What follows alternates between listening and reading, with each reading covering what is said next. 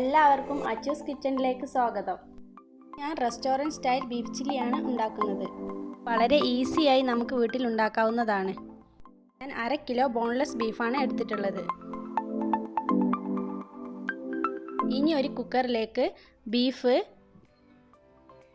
ആവശ്യത്തിന് ഉപ്പ്, 1/2 ടീസ്പൂൺ മഞ്ഞൾപ്പൊടി, 1/2 ടീസ്പൂൺ കുരുമുളക് പൊടി എന്നിവ ചേർത്ത് നന്നായി മിക്സ് ചെയ്യണം.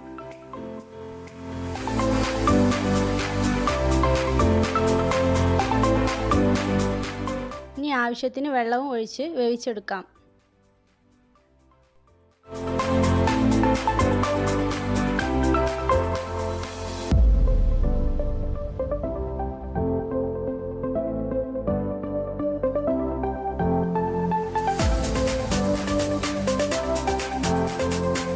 ഇത് 2 ഇഞ്ച് നീളത്തിൽ കട്ട് ചെയ്തെടുക്കണം.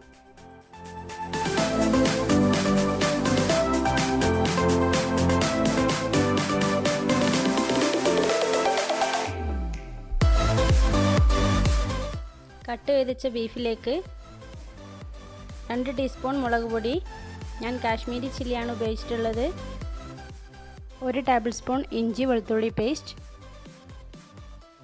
2 tablespoon cornflour, 1 tablespoon മൈദ,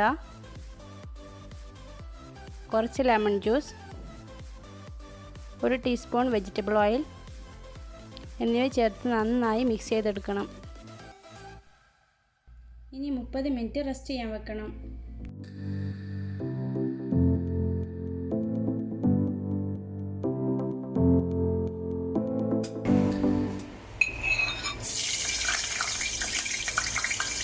എണ്ണ ചൂടായ ശേഷം പച്ചമുളകും കറിവേപ്പിലയും ചേർത്ത് കൊടുത്ത് ഓരോ ബീഫ് പീസായിട്ട് ഫ്രൈ ചെയ്തെടുക്കാം.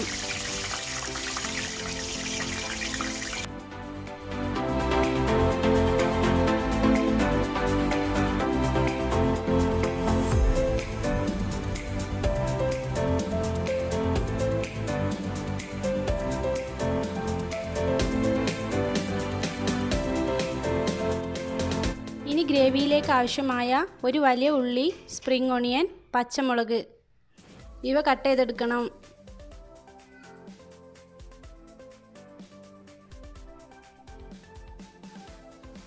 ഉള്ളി ക്യൂബായാണ് കട്ട് ചെയ്തെടുക്കേണ്ടത്. വെളുത്തുള്ളിയും ഇഞ്ചിയും ചെറുതായി അരിഞ്ഞെടുക്കണം.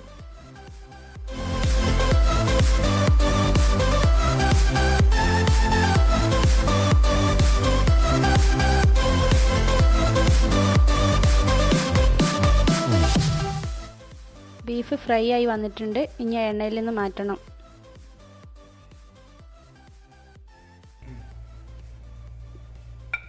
ഇനി ആ എണ്ണയിലേക്ക് ഇഞ്ചിയും വെളുത്തുള്ളിയും ഇട്ട് നന്നായി മൊരിയിച്ചെടുക്കാം. ഇനി അതിലേക്ക് 1 ടീസ്പൂൺ ഉണക്കമുളക് പൊടിച്ചത് കൂടി ഇട്ട് നന്നായി വഴറ്റിയെടുക്കണം.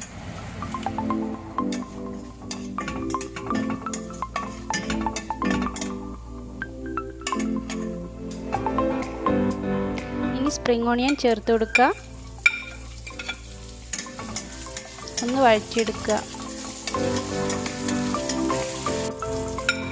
ഇനി ഉള്ളി ചേർത്ത് കൊടുക്കുക, നന്നായി വഴറ്റി ആവശ്യത്തിന് ഉപ്പ് കൂടി ചേർത്ത് മൂടി വെക്കണം.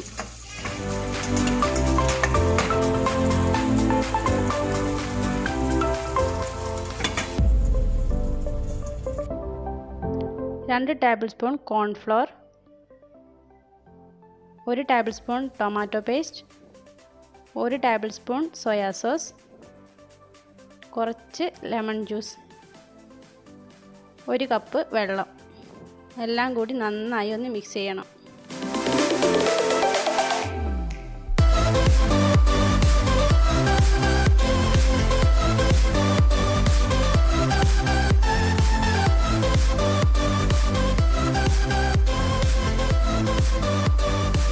ഈ മിക്സ് പാനിലേക്ക് ഒഴിച്ച് ലോ ഫ്ലെയിമിൽ 5 മിനിറ്റ് കുക്ക് ചെയ്തെടുക്കണം.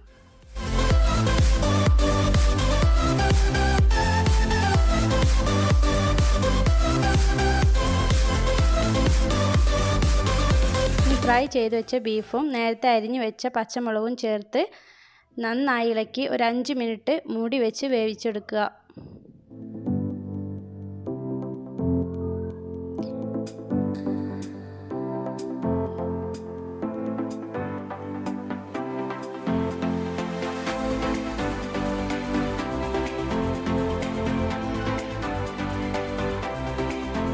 ഇപ്പോൾ നമ്മുടെ ബീഫ് ചില്ലി റെഡി ആയിട്ടുണ്ട്. ഇനി നമുക്കതൊരു പാത്രത്തിലേക്ക് സെർവ് ചെയ്യാം.